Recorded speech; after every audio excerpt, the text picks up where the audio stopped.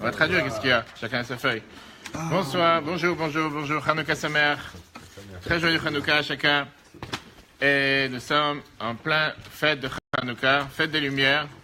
Et donc nous allons parler des Lumières aujourd'hui. Mais nous allons aussi parler, bien sûr, de la paracha de la semaine. Ça ne dérange pas, la paracha Vayigash.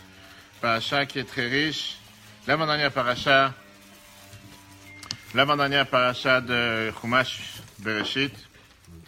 Et on a un épisode qu'on a commencé depuis la semaine dernière et qu'on n'a toujours pas terminé. C'est cette fameuse rencontre entre Yosef et ses frères. Yosef, pour l'instant, ne s'était pas encore dévoilé à ses frères. Et c'est ce qu'on va voir cette semaine, c'est ce qu'on va voir aujourd'hui.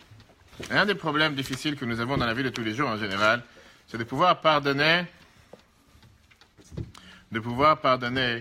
à quelqu'un qui nous a fait du mal. Et de rencontrer quelqu'un pareil et de continuer à vivre avec lui. Des fois, c'est difficile. Il y avait une fois un grand rabbin qui était là le jour de Kippour et qui a fait un grand discours sur l'importance de pardonner à tous ses ennemis.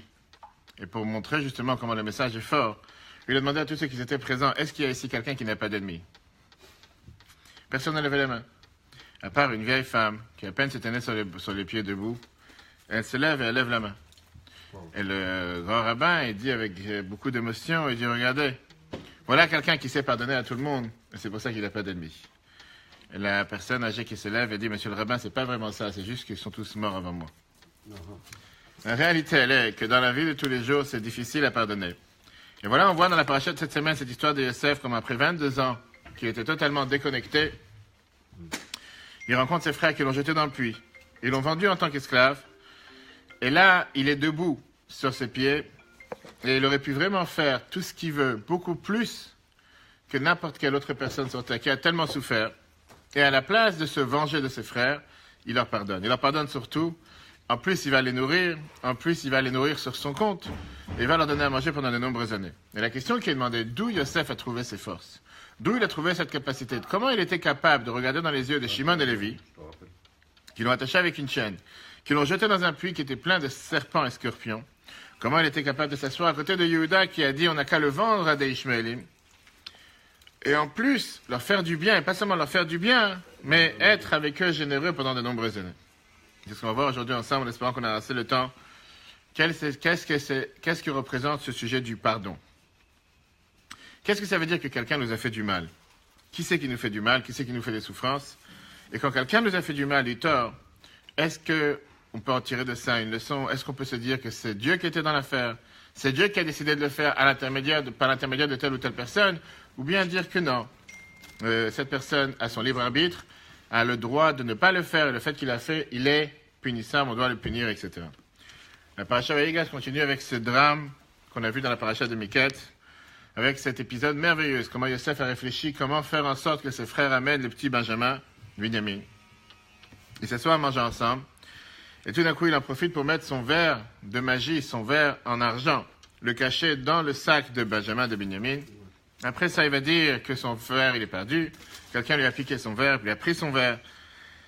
Et eux, ils disent qu'ils étaient tellement sûrs que personne ne l'a fait, que celui chez qui on va trouver le verre, il va devenir son esclave. Et en recherchant dans les sacs, on voit que le verre, il est dans le sac de Binyamin. Ils sont obligés de revenir en Égypte en tant qu'esclaves. C'est ce qu'ils avaient mis en place. Ils avaient dit que celui qui allait piquer le verre, celui qui allait prendre le verre, c'est lui qui allait être puni. Et là commence le fait que les frères comprennent qu'ils sont ici devant un grand malheur. D'un côté, ils ne peuvent pas retourner à la maison sans Binyamin. De l'autre côté, ils se sont engagés en disant que le voleur va devenir esclave. Et donc, qu'est-ce qu'on doit faire?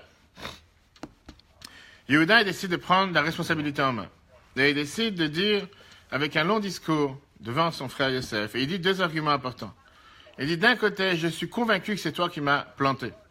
C'est toi qui as planté le décor. C'est toi qui as fait exprès de faire en sorte, depuis le premier moment, de chercher, de faire en sorte de nous demander est-ce qu'on a un père, est-ce qu'on a un frère.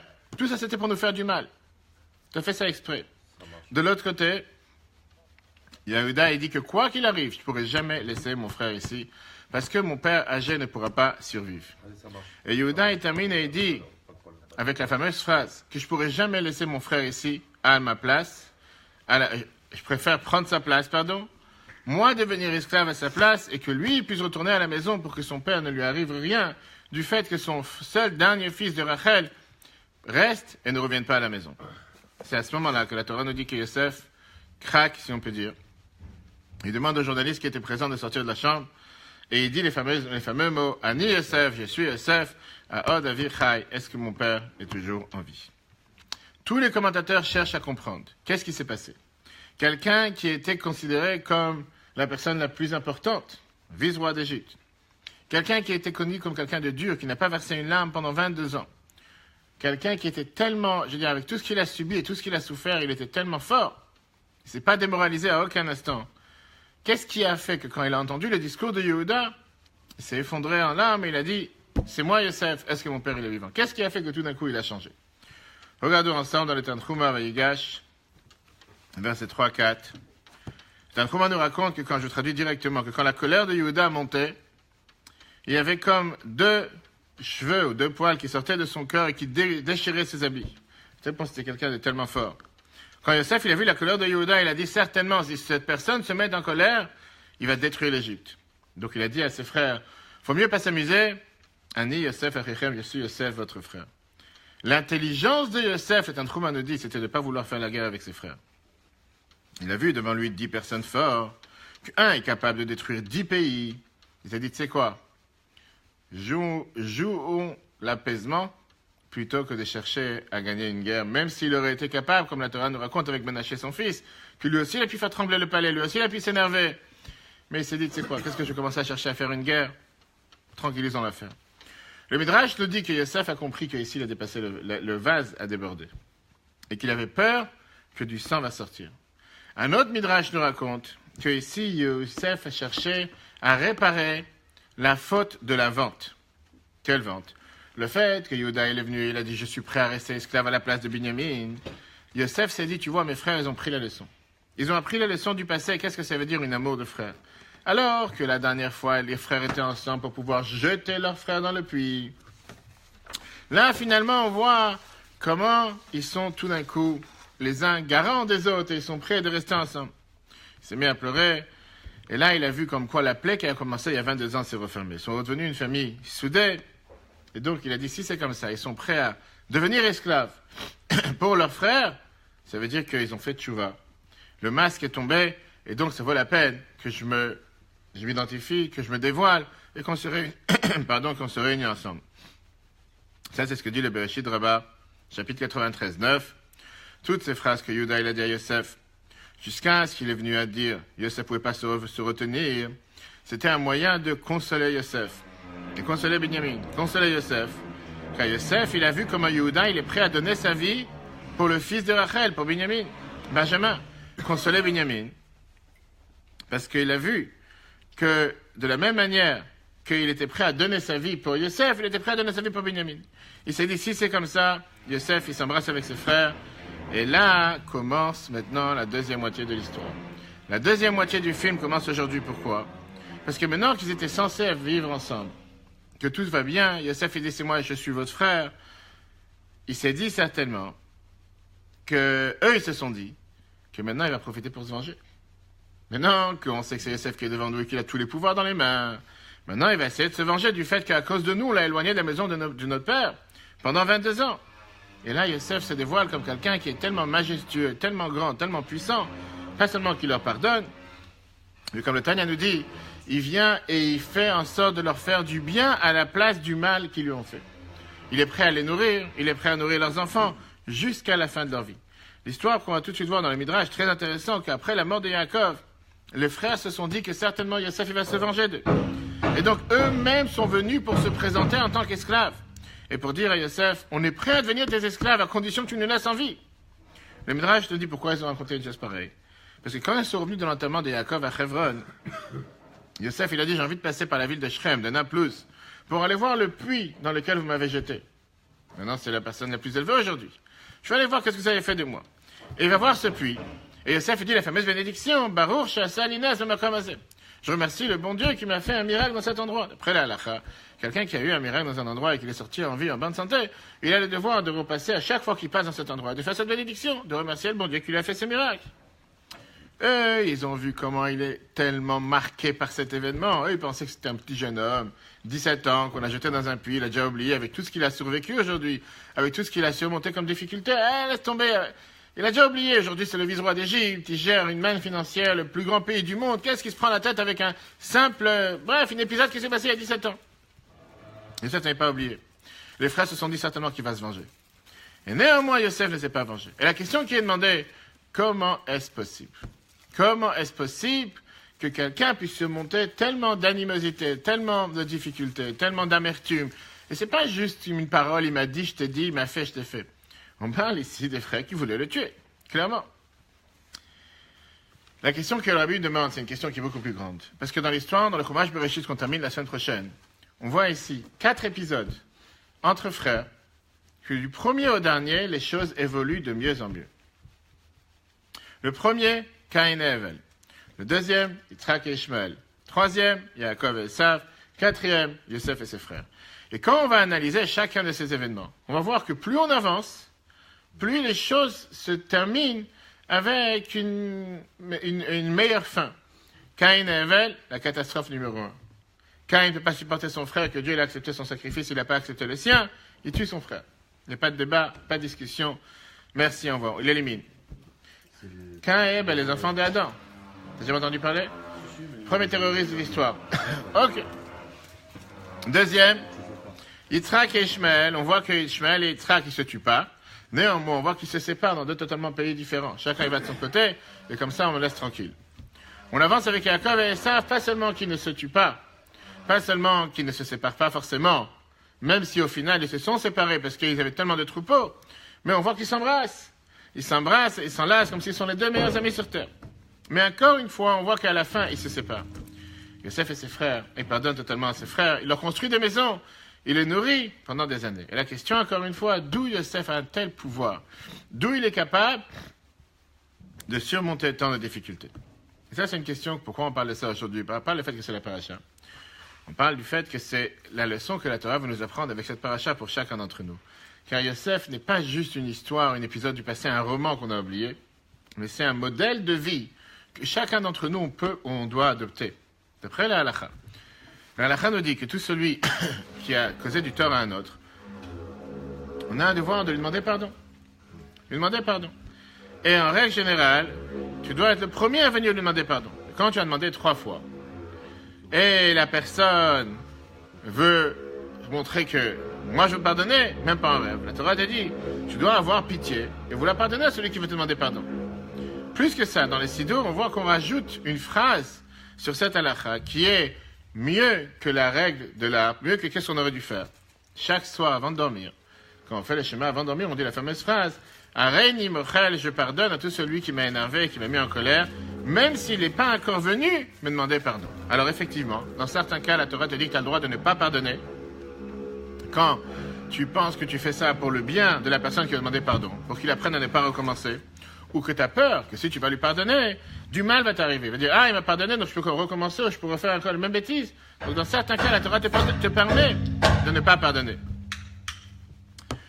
Mais le Shulchan Aruch, comme on voit dans le chiffre 2, le Shulchan Aruch te dit clairement dans le chapitre 606, une avéra entre une personne et une autre, qui pour ne pardonne pas jusqu'à ce qu'il demande pardon. Et le Shulchan Aruch termine, celui qui doit pardonner, il ne doit pas être cruel, mais il doit pardonner tout de suite. Et c'est ce qu'on dit dans les schémas tous les soirs. À tel point que pardonner, c'est tellement important dans l'histoire du peuple juif, que la Torah nous dit que David Amelech, le roi David, a vu ça un trait de caractère du peuple juif par lequel nous faisons tous partie. À tel point qu'il a éloigné du peuple juif celui qui n'avait pas ce trait de caractère, celui qui n'avait pas cette qualité. Le prophète Samuel le raconte qu'au temps du roi David, il y avait une famine pendant 3 ans. David, il a compris dans le Choshen, dans le pectorat que le Cohen avait à l'époque, de pouvoir savoir que la famine durait à cause de la colère des Givonim qui existait à l'époque. Ils se sont énervés contre Shaoul qui a tué 7 Givonim dans la ville de Nov quand il a invité le roi David. Et ils lui ont pas pardonné pendant toutes ces années. David, il est parti, il leur a demandé de pardonner, mais ils n'étaient pas prêts de pardonner. David, il a vu qu'ils étaient tellement têtus et qu'ils ne voulaient pas pardonner, il les a fait exclure du peuple juif. Parce qu'il a dit, des gens pareils, certainement, qui n'ont pas ces traits de caractère que le peuple juif a. Ça, c'est l'idéal. Ça, c'est dans la théorie, comme on dit. Mais comment on passe à la pratique, concrètement? Comment tu peux oublier du mal que quelqu'un t'a fait et comment tu peux pardonner dans le cas où tu dois pardonner? Comme on l'a dit tout à l'heure, dans certains cas, on ne doit pas pardonner. Mais dans le cas où tu dois pardonner, comment tu peux surmonter tes émotions? Et c'est pas seulement des émotions, c'est pas juste il m'a dit, il m'a pris. Des fois, des malheurs, des fois, il y a des problèmes réels, des problèmes sincères. Comment tu peux pardonner? Ici, le Rabbi nous dévoile ici plusieurs secrets très intéressants. Tout d'abord, quelqu'un doit pardonner pour soi-même. Parce que quelqu'un qui est en colère, il est emprisonné dans la souffrance, dans la douleur, et ça ne laisse pas tourner la page. Quand tu es énervé contre quelqu'un d'autre, en réalité, tu es en train de faire en sorte que l'autre te gouverne, l'autre règne sur ta vie, et l'autre fait en sorte de te manipuler, si on peut dire. Il ne te laisse pas vivre.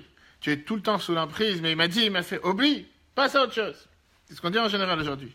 À chaque fois, tu vas voir, est-ce qu'il est là, est-ce qu'il n'est pas là, laisse vivre, passe à autre chose. Et tu vas vivre plus tranquille. La Gemara nous raconte, Rabbi Nechunya ben Akana, on lui a demandé pourquoi tu as eu une longue vie. Il a répondu, parce que toute ma vie, j'ai jamais fait attention à mes traits de caractère. J'ai cédé avec mon argent. Qu'est-ce que ça veut dire? J'ai essayé aussi de céder à ceux qui m'ont mis en colère, de ne pas leur répondre. Et d'ailleurs, c'est ce que le Admour Hazaken nous dit dans le 3e chapitre de Tanya, que la meilleure des choses, c'est d'apprendre de Yosef. Pourquoi? Parce qu'on te dit que parfois, être en colère, c'est te punir à cause de la bêtise de l'autre. Qu'est-ce que ça veut dire te punir à cause de l'autre? Puisque l'autre, il est bête et tordu, et il cherche à te faire du mal ou il t'a fait du mal, toi, tu rajoutes et tu te mets en colère. Tu lui donnes de l'existence, tu lui donnes du pouvoir, tu montres comme quoi il vaut quelque chose, il a réussi à t'énerver. Alors que si tu fais comme s'il n'existe pas, tu fais comme s'il n'y a rien qui s'est passé, même si c'est difficile, on va tout de suite voir comment. Au final, tu vis plus tranquille. Alors, il a fait ce qu'il a voulu, il sera puni pour ce qu'il a fait, il y a un Dieu sur terre. Avance, passe à autre chose, continue. La fameuse histoire qu'il racontait avec quelqu'un qui travaillait dans le ciment, il avait une bétonnière, un gros camion. Il travaillait très dur pour sa parnassa, il travaillait très, très dur pour sa vie. Et chaque fois, il se disait, j'espère qu'un jour, je pourrai vendre ce camion et acheter une Mercedes. Vous savez l'histoire? Une fois, c'était un jour où il travaillait énormément dur. Il était tellement fatigué après le travail. Tirer un camion, faire attention de ne pas de créer des accidents avec les voitures d'un côté et de l'autre. Il rentre à la maison à 8 heures du soir. Il est tellement énervé. Il voit que celui qui lui a pris sa place de parking, que quelqu'un d'abord s'est garé à sa place de parking. Et il voit que si c'est juste pour l'énerver encore plus, c'est une Mercedes qui s'est garée juste en face de sa maison. Et là, il s'est dit, le bon Dieu, il sait faire les choses comme il faut. Pas seulement m'énerver, mais m'énerver comme il faut. Il était tellement en colère. Il est sorti par l'arrière, il a ouvert l'arrosoir, aussi on peut dire la gouttière de la bétonneuse pour commencer à faire tourner le béton. Et il fait descendre le béton à volonté sur la Mercedes. Et comme ça, il dit que Dieu fasse que je puisse me débarrasser de tous mes ennemis, que celui qui fasse une telle bêtise, que la prochaine fois, il fasse attention 2 fois. Pas à m'énerver, pas à prendre ma place de parking numéro 1, et numéro 2, pas seulement pas prendre ma place de parking, mais en plus avec quelque chose que je rêve depuis des années pouvoir l'avoir, et à cause de mon travail, je n'arrive pas à l'avoir. Ok. Il rentre à la maison et il voit qu'il fait noir. Personne à la maison. Il monte à l'étage, il ouvre la porte, et là, il voit sa femme et ses enfants et ses amis en train de chanter Ayom Yom Oled, c'est son anniversaire aujourd'hui, et il lui donne les clés d'une Mercedes. Ça, c'est ce qu'on... Et le béton est déjà tombé dessus, qu'est-ce que tu veux? Au pire des cas, tu as rendu la Mercedes, en fait, tu peux rien faire. Tu peux rien faire. Et ça, c'est exactement ce que la Bible nous dévoile ici. Que parfois, tu t'énerves contre toi-même. Tu es en train de te bousiller la vie, tu es en train de t'esquinter ta propre vie. Laisse vivre. La personne, tu penses que tu vas lui donner de l'importance. Laisse, avance. La Megillah, la Mara Megillah, chiffre 3, page 28a, nous dit que Rabbi Akiva, il a demandé à Rabbi Nechunya ben Akana le grand, Bamer Artayamim, comment tu as réussi à avoir une telle longue vie? Il a dit, Miyamai, le Kivalti Matana, j'ai jamais reçu de cadeau. L'homme a tient mis détail, j'ai jamais fait attention à mes traits de cachet, j'ai jamais été tellement ferme sur moi-même, sur mes positions. Va traîner de ma monnaie, il dit, je savais céder mon argent. Pas grave. Tu ne prends pas la tête, quelqu'un il a fait, il a dit, il y a un Dieu sur terre. J'ai une autre raison qu'on va tout de suite voir, c'est la Gemara Ta'anit. Que quand tu sais pardonner, ça te porte pas préjudice, ça te porte mérite dans le ciel. Puisque Dieu, il agit avec toi mesure pour mesure. Et quand il voit que tu essaies de comprendre l'autre, même si tu n'essaies pas de comprendre l'autre, mais tu dis certainement, il n'a pas pris ses cachets ce matin, certainement que, je sais pas, il s'est enfui d'un hôpital psychiatrique, pour ça il agit de cette manière. Tu essaies de comprendre pourquoi l'autre, il est tellement bizarre, ou bien parce qu'il a une période difficile, Dieu il se conduit avec toi de la même manière. Voilà ce que l'Agmara nous raconte dans l'Agmara Ta'anit, page 25b. Il y avait une période où il n'y avait pas de pluie en Israël pendant un long moment. Rabbi Eliezer, il est parti prier. Il a dit 24 bénédictions. Il n'a pas eu de réponse à sa prière. Rabbi Akiva descend, il a dit une seule bénédiction. Avinu Malkeinu, Ein lanu melech ela ata. Nous n'avons pas d'autre roi que toi. Et la pluie a commencé à tomber. Les Chachamim, ils ont commencé à parler entre eux. Comment c'est possible? L'un, il fait 24 bénédictions, il n'a pas de prière, il n'a pas de succès. Lui, il fait une bénédiction, tout d'un coup, il y a la pluie qui tombe. Une voix du ciel est sortie. Lo sheze gadol misé. C'est pas que l'un est plus grand que l'autre. Que Rabbi Akiva est plus grand que Rabbi Elazar. Et la zé ma'avir al midotav, mais zé eino ma'avir al midotav. Celui-là, il sait comment pardonner sur ses traits de caractère. Il sait comment céder. C'est pas qu'il sert Pierre. Pas confondre. Il sait très bien que peut-être quelqu'un lui fait du tort. Mais il sait passer à autre chose. Parce qu'en bon français, les gens diront faire le deuil. Il avance. Pas grave. Il a fait ce qu'il a fait comme on voyait tout à l'heure. Ça ne veut pas forcément dire que celui qui a fait du mal, il est pardonné et que Dieu va rien lui faire. S'il a fait du mal à quelqu'un, il va payer pour ce qu'il a fait. C'est pas à moi de m'en charger. Je vais pas commencer à me rendre amer toute ma vie. Je vais pas me rendre musée et m'abuser de moi-même et ne pas pouvoir me concentrer dans mon travail, ne pas pouvoir agir, ne pas pouvoir rien faire. Avance et passe à autre chose. D'après toutes ces explications, néanmoins, c'était aucune d'eux qui était la raison pourquoi Yosef a pardonné à ses frères. Yosef, il est passé à quelque chose de beaucoup plus haut. Yosef, il est passé à quelque chose de plus haut en se disant que ce sont les bases fondamentales de la Emouna. Et ça change notre manière de pouvoir regarder sur la vie. Regardons les phrases et les mots que Yosef emploie dans Bereshit, chapitre 45. Yosef, il dit comme ça à ses frères, Al te'adzu, ne vous attristez pas. Ve'alicha be'enechem, ne soyez pas énervés. Parce que vous m'avez vendu ici. Parce qu'en vérité, c'était une shlichut elokit, qui est michya shlachan elokim. C'est Dieu qui m'a envoyé pour vous faire vivre. Parce que ça fait 2 ans qu'il y a la famine. Encore une fois, vaishlachan elokim. Dieu m'a envoyé. Lifnechem devant vous, la sum lachem sherit baaretz, pour rester ici, pour vous donner un morceau de terre dans cet endroit où la chayot lachem vous faire revivre, le fétal de là pour pouvoir s'enfuir de toute cette famine qu'il y avait en Israël. Et il répète une 3e fois. C'est pas vous qui m'avez envoyé ici, qui est Elohim, c'est Dieu qui m'a envoyé. Et Dieu m'a mis patron sur la terre d'Égypte, sur la maison de Pharaon, etc. Yosef, il nous dit ici 2 mots très forts. C'est vrai que vous m'avez vendu, mais ce que vous m'avez vendu, c'était une mission de Dieu. C'est-à-dire que vous étiez seulement le bâton par lequel les choses se sont passées. Pourquoi je vais m'énerver contre un bâton? Vous étiez le pion par lequel les choses se sont passées. Mais c'est Dieu qui m'a envoyé. Et en final, Yosef, il dit pas seulement que vous ne m'avez pas fait du mal, vous m'avez fait un énorme bien. Parce que grâce à vous, je suis devenu le vice-roi d'Égypte, le patron d'Égypte. Et donc, à la place que je me venge contre vous, je vous remercie sur le fait que vous m'avez vendu. Imaginons-nous un instant qui n'aurait pas vendu Yosef. Il n'aurait pas été le vice-roi d'Égypte. Qui aurait été le vice-roi d'Égypte? Aucune idée. Ça n'aurait pas été Yosef. Peut-être ça n'aurait jamais été un juif. Peut-être on ne serait jamais sorti d'Égypte, etc. Ça veut dire quoi? Yosef, il fait attention ici à 2 termes. Vous avez eu une mauvaise intention. Peut-être que vous avez eu une mauvaise intention. Yosef ne préfère pas se focaliser sur leur intention, mais sur les conséquences. Yosef, il n'est pas bête. Jeter un enfant de 17 ans dans un puits, c'est pas quelqu'un que tu peux le remercier en disant « Ah, je te remercie de m'avoir fait tellement... Mais grâce à toi, j'ai appris à grimper, à m'en sortir. » C'est pas, tu vas apprendre à grimper, tu vas apprendre à escalader, tu vas apprendre autre chose. Tu vas pas dans un puits. Le Or HaChaim nous dit que parfois, il y a un din dans la halakha qui dit que si quelqu'un il a voulu donner un verre de poison à son ami, et à la place, son ami a reçu un verre de vin, il le quitte. Qu'est-ce que ça veut dire, il le quitte? Il n'est pas coupable. La halakha considère que dans les dommages, on va d'après la conséquence et pas d'après la pensée. Qui veut dire, même si l'action qu'ils ont faite, c'était une mauvaise action, mais Yosef dit, mais regardez les conséquences. Les conséquences de cette action, si que Dieu nous en préserve, il y aurait eu du mal qui serait arrivé à Yosef. Effectivement, là on ne peut pas dire que c'est quelque chose de bien. Mais là, Yosef dit, grâce à ce que vous avez fait, je suis devenu celui qui va vous sauver. Je suis devenu celui qui vous change leur vie, qui vous change votre vie. Pas seulement vous, quelques personnes. Le monde entier, toute la planète, grâce à vous. Et donc, je vous remercie. Est-ce qu'eux, ils sont passibles de punition? 100%. Tu vois, on nous dit que Bidei Shamayim, quand on parle dans les mains de Dieu, quand on parle dans tout ce qui est le jugement céleste, on va d'après l'attention de la personne. Qui veut dire, si quelqu'un, il a pensé manger une viande de porc, par exemple, et à la place, c'était une viande de mouton, il est coupable. Encore une fois, la différence entre Diné Adam et Diné Shamayim. La différence entre les jugements célestes et les jugements terrestres. Les jugements terrestres, on va d'après la conséquence. Tu as voulu faire du mal, au final, grâce à ça, tu as fait quelque chose de bien. Les conséquences, c'est quelque chose de bien. On ne va pas te juger pour ce que tu as voulu faire. Par contre, Dieu il connaît les pensées de l'homme. Tu vas nous dire, Rabot, Marchavat, Belavish, Vatzat Hashem Itakum, Dieu il sait les pensées de la personne. tu ne pourras pas tourner la tête à Dieu et dire je pensais lui faire du bien parce que tu vois que la conséquence elle est bonne. Tu sais très bien que tu ne peux pas être tordu. Dieu il sait ce que tu as pensé.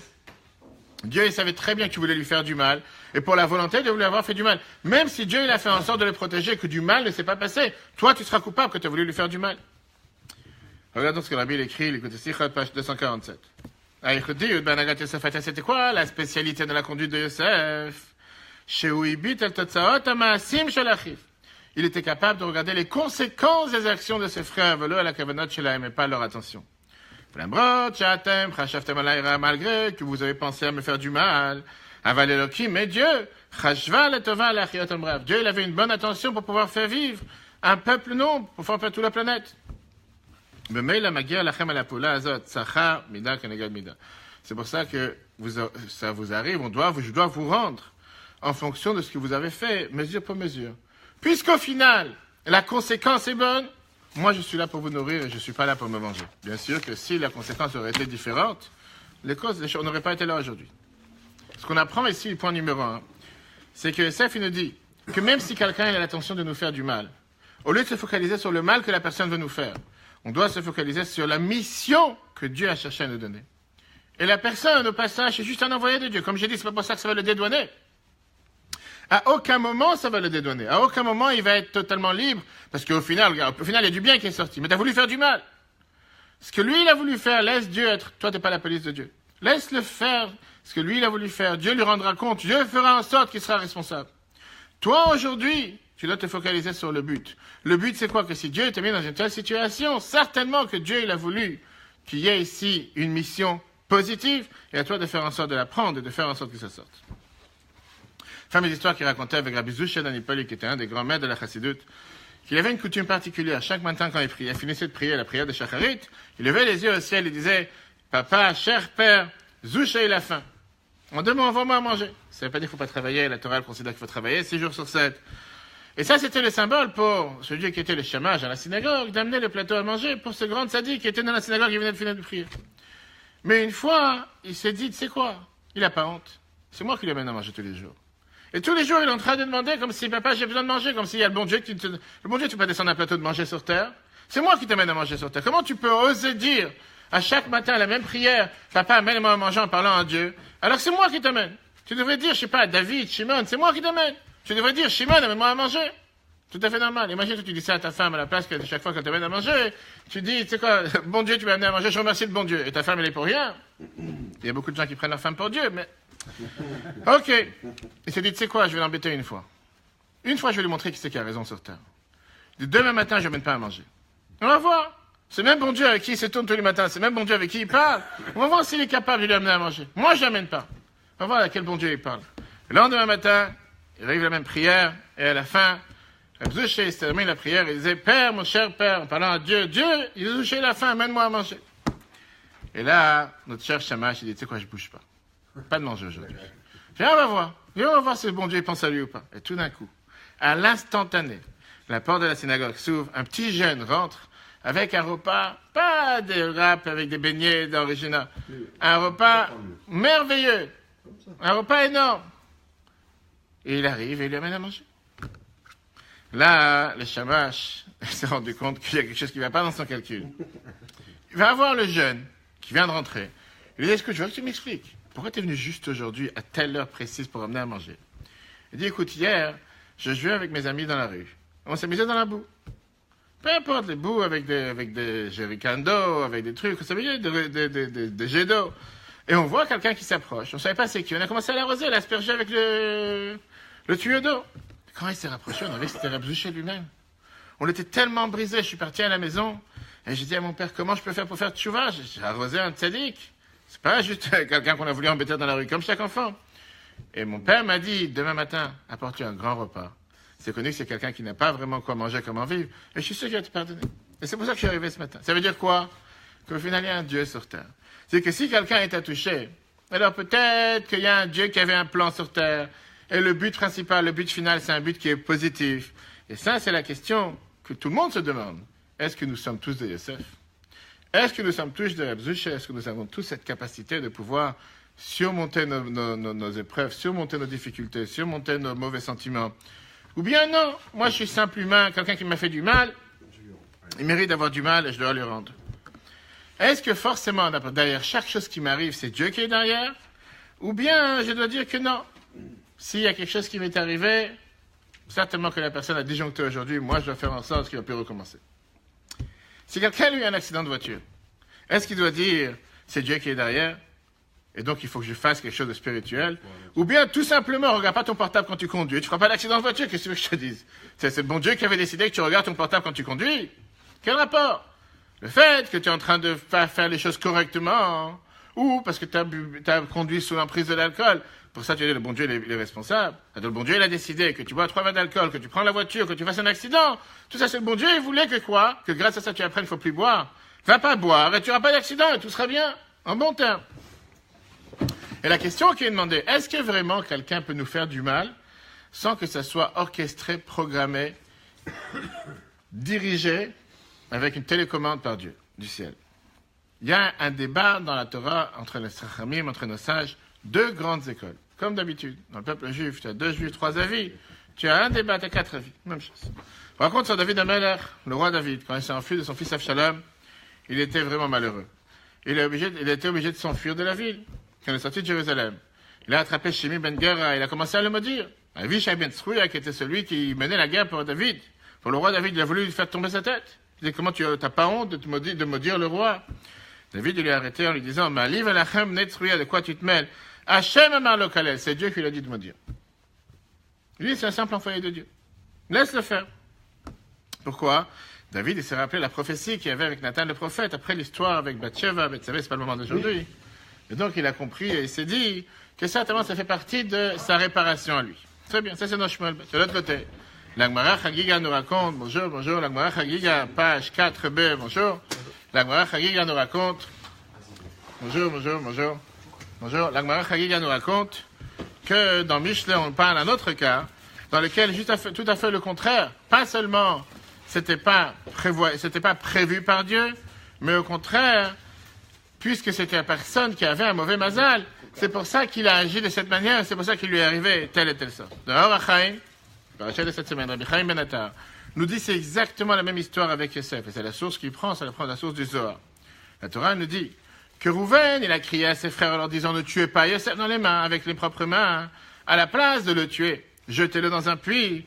La question que tout le monde demande, est-ce qu'un puits plein de serpents et scorpions est moins dangereux que tuer quelqu'un? Pourquoi t'as pensé un instant qu'en le jetant dans un puits avec des serpents et des scorpions, il va s'en sortir?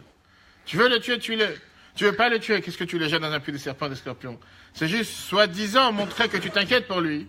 C'est ce que Rouven a cherché à montrer en disant, non, tuer, je veux pas le tuer. Mais qu'est-ce que tu fais? Tu le jettes dans un puits avec des serpents et des scorpions? C'est exactement la même chose, c'est une mort à petit feu, comme on dit. C'est beaucoup plus dangereux. Viens là, Admor Azaken nous dit la chose suivante. Et dans le Sefer HaTanya, dans l'Egot HaKodesh, chapitre 25, il nous dit que qu'est-ce que ça veut dire tout celui qui s'énerve, c'est comme si qui fait Avodah Zarah. Il dit parce qu'en réalité, Rouven, il voulait ici tester, est-ce que Yosef c'est un vrai tzaddik ou pas? Les humains ont un libre arbitre.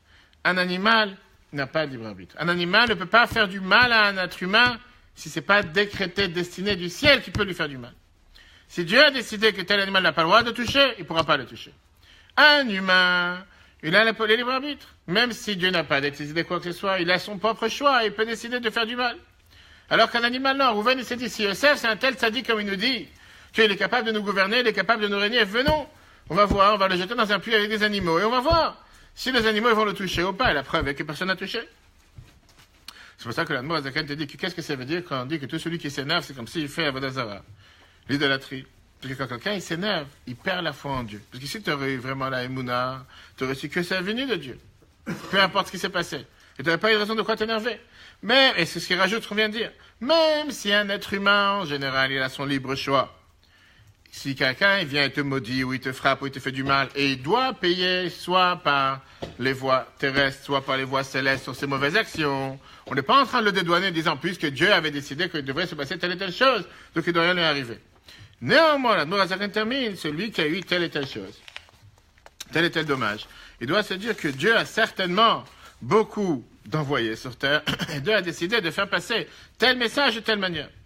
Le Rabbi écrit dans une lettre qu'en réalité, tout le monde est d'accord avec ça. C'est pas seulement la Nourazakin Natania. que ça n'existe pas quelqu'un qui peut toucher un autre et faire du mal à un autre. S'il n'y a pas ce qu'on appelle cette télécommande divine qui fait en sorte que les choses sur Terre se passent de telle manière. Parce que personne sur Terre peut être patron du sort de l'autre. Alors, parfois, on te raconte des histoires comme l'histoire dans la Gemara, que des fois, l'ange de la mort, il est venu et il a pris une personne sans jugement. La Torah te dit que ça se peut que cette personne était déjà dans une situation fragile. Et le fait qu'il était dans une situation fragile ou une situation de danger, et on sait ce que c'est écrit, que quand quelqu'un se trouve dans une situation de danger, le Satan, les forces du mal peuvent venir et l'accuser. Mais s'il n'aurait pas déjà, préalablement, été dans une situation difficile, il n'aurait pas été en danger. Et c'est ça que le Chaim nous dit par rapport à Yosef. Le fait que quelqu'un qui a son libre arbitre peut faire ou veut faire du mal à un autre, c'est beaucoup plus facile quand la personne est déjà fragile. Quand la personne est déjà attaquable, quand la personne est déjà fragile, on parle bien sûr fragile spirituellement. Mais les animaux qui n'ont pas de libre arbitre, eux, ils ne peuvent pas faire quoi que ce soit, même si une personne est fragile. Mais par contre, si la personne n'est pas fragile, personne ne peut le toucher, personne ne peut lui faire du mal. Alors, on va dire si c'est comme ça, comment nous, on peut aujourd'hui réagir? Qui va dire aujourd'hui, j'ai une étiquette, je ne suis pas fragile? Qui va dire aujourd'hui, je suis garanti que j'ai fait tellement de choses positives, je suis garanti qu'il ne peut rien m'arriver? Tout d'abord, personne. De l'autre côté, c'est la raison pour laquelle on doit emmagasiner du crédit et mettre du capital tous les jours pour s'assurer d'être vacciné et d'avoir les vaccins nécessaires et les moyens nécessaires pour pouvoir s'en sortir et faire en sorte qu'on ne soit pas fragile. Parce que si jamais on ne le fait pas et si jamais quelqu'un se repose sur ses acquis en disant « j'ai fait tellement de mitzvot, j'ai fait tellement de bonnes choses dans ma vie, j'ai déjà fait tellement de bonheur », automatiquement, il risque d'utiliser son capital rapidement. Dans la vie précédente, pendant la guerre, quand il était en Europe, il était à Varsovie en Tishri 1939, il était à ce moment-là sous les bombes des nazis. Il avait dit la fameuse phrase que chaque balle a son adresse. Et c'est pas pour ça qu'il courait dans les rues sans avoir de protection. Mais c'est dit qu'on n'a pas besoin parfois de s'inquiéter. Parce qu'on doit savoir que si Dieu a dessiné qu'il y a une telle chose, on n'est pas en train de justifier les malheurs des autres, on n'est pas en train de justifier ceux qui sont partis, ceux qui sont restés en vie. C'est juste une manière de voir que des fois, quand il y a quelque chose qui se passe sur Terre, on a un devoir d'être vacciné. Si c'est le vaccin contre la grippe, spirituellement, si c'est n'importe quel autre vaccin sur Terre. Et ça, c'est par ça qu'on fait Torah, mais tous les jours. Par ça qu'on apprend un cours de Torah tous les jours. Par ça qu'on prie tous les jours. Par ça qu'on demande à Dieu de nous protéger tous les jours. Par ça qu'on demande à Dieu de nous garder tous les soirs avant de dormir. Automatiquement, on ajoute dans notre capital. On est garanti de ne pas être fragile. Regardons comment le Rabbi écrit ça dans les côtés Sichot d'avant dans les paragraphes. Ça, c'est écrit dans le Rachaim, la semaine dernière, dans Vayeshev, que quelqu'un qui a le libre arbitre, il peut tuer même quelqu'un qui n'a pas été coupable du ciel. On peut dire, parce que c'est comme si quelqu'un qui est en danger, que puisqu'il est déjà en situation vulnérable, dès qu'il y a un petit danger, automatiquement, il peut être frappé. La même chose quand on parle de quelqu'un qui est un animal, que puisqu'un animal ne peut pas toucher un être humain parce qu'il n'a pas ce libre arbitre, automatiquement, on n'a pas un crainte que cet animal va lui faire du mal s'il n'a pas quelque chose pour être vulnérable, pour se culpabiliser. Mais quand quelqu'un, malheureusement, est déjà vulnérable, quand quelqu'un est déjà en situation de danger, automatiquement, c'est beaucoup plus difficile pour lui. Pas la même chose que quelqu'un qui n'est pas aux alentours qu'on appelle ça, aux alentours d'une inondation, et quelqu'un qui est déjà dans une inondation avec sa voiture déjà empêtrée dans le courant, qui est beaucoup plus en danger que quelqu'un qui n'est pas dans le courant. Quelqu'un qui est dans le courant, il doit espérer qu'il puisse en sortir de sa voiture, il doit espérer que les secours arrivent rapidement, il doit espérer que la corde soit assez solide, bref, jusqu'à ce qu'il puisse en sortir. Alors que quelqu'un qui n'est pas dans le courant, automatiquement, il n'est pas dans l'endroit du danger, il est plus protégé. Maintenant, on comprend qu'est-ce que ça veut dire pardonner à quelqu'un qui nous a fait du mal. De deux choses. Tout d'abord, celui qui nous a causé quoi que ce soit, c'est peut-être un missionnaire de Dieu, peut-être un envoyé de Dieu. Qu'est-ce que je dois m'énerver sur quelqu'un que Dieu il a envoyé? Alors encore une fois, ce que lui il a fait, il sera puni pour le mal qu'il a fait, soit terrestre, soit céleste, il n'a pas le droit de faire ce qu'il a fait. Mais moi, à la place de prendre et de perdre ma vie, et de perdre mon temps, et de perdre mes nerfs pour s'énerver contre lui, je suis en train d'essayer de réfléchir quel message Dieu veut faire passer par là. Peut-être qu'il faut que j'augmente dans tel sujet, peut-être que j'augmente dans la Torah, que j'augmente dans les mitzvot, que j'augmente dans ma pratique, que j'augmente dans ma bonté envers l'autre. Yosef s'est dit, vous pensez un instant que c'est vous m'avez vendu. Vous pensez un instant que c'est vous m'avez mis dans cette situation. Regardez les conséquences. Les meilleures conséquences sur terre. Je suis devenu le vice-roi d'Égypte. Et aujourd'hui, vous devez venir me voir. Au passage, les rêves s'accomplissent. Ça ne leur a pas dit, mais ils l'ont compris tout de suite. Au final, vous êtes prosterné devant moi. Au final, c'est moi qui vous nourris. Tout ce que j'ai rêvé, ça s'est accompli. Sauf que ça a passé parce que ça a passé. Donc, il s'est dit, j'aurais pu très bien prendre la situation de manière catastrophique. Je préfère regarder la situation positive, comme on l'a dit tout à l'heure. 3 fois, Yosef répète. Vous pensez que vous m'avez vendu, vous ne m'avez pas vendu, c'est Dieu qui m'a envoyé. Numéro 1. Numéro 2, la deuxième chose que nous, on doit se rappeler, c'est que puisque ça vient du ciel, ça ne vient pas d'un humain, Ça vaut pas la peine de s'énerver. Encore une fois, quelqu'un, on l'a dit tout à l'heure, dans certaines circonstances, on a le devoir de ne pas pardonner. Dans certaines circonstances, on a demandé à Dieu que les souffrances du peuple juif s'arrêtent. On n'a pas entendu dire que puisqu'un terroriste qui est venu poignarder un soldat, c'est-à-dire qu'il mérite.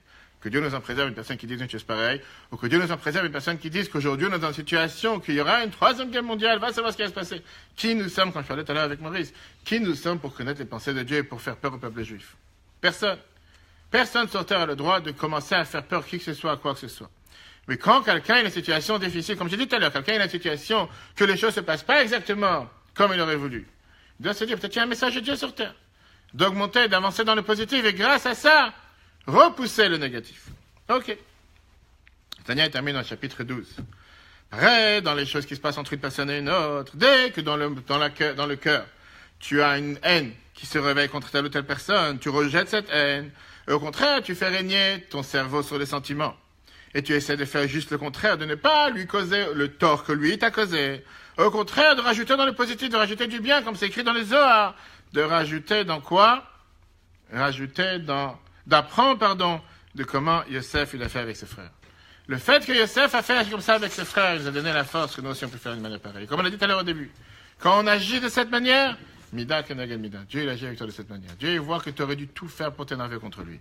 Tu aurais dû tout faire pour lui causer du tort. Tu aurais dû tout faire pour te venger contre lui. Et à la place, tu as dit, tu sais quoi, ce que tu as fait, tu verras entre toi et Dieu, c'est tes affaires. Moi, je ne vais même pas prendre mon temps, je ne vais pas perdre mon temps avec des bêtises, même pas perdre mon temps avec une vengeance ou commencer à se salir pour pouvoir agir au niveau bas comme toi tu as agi. Je vais me lever de tout ça. Je tourne la page. Je vais me focaliser dans le positif. Continuer à avancer. Et le reste, que tu as fait? Dieu est là sur terre. Dieu saura quoi faire, comment faire.